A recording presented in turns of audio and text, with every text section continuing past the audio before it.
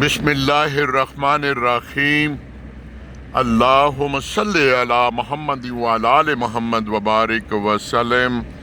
پروردگار آقا ہم پر اپنا کرم فرما، فضل فرما، رحم فرما۔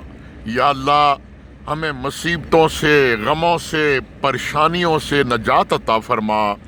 یا اللہ لاشعوری طور پر، وجود میں، باطنی طور پر اپنے جسم کے اندر پلنے والے وسوسوں سے پناہ مانگتے ہیں، شیطانی وسوسوں سے پناہ مانگتے ہیں۔ یا اللہ جو بیمار ہیں ان کو شفا عطا فرما۔ یا اللہ ڈپریشن، انگزائٹی، سٹریس سے پناہ مانگتے ہیں۔ یا اللہ نمازیں چھوٹ جاتی ہیں، نمازوں کو ادا کرنے کی توفیق عطا فرما۔ یا اللہ جو کوئی بے روزگار ہیں ان کو برسر روزگار کر دے، جو کوئی بیمار ہیں ان کو شفائے کاملہ عطا فرما۔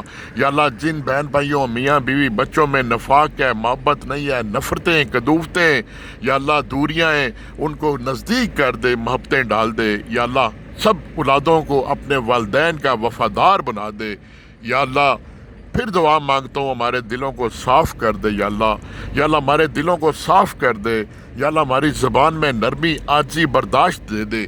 یا اللہ مشکل میں تو ہر انسان تجھے یاد کرتا ہے۔ یا اللہ جب تیرے کرم کی تجلیاں بھی ہوں تب بھی اپنے حضور سجدے کی توفیق عطا فرما۔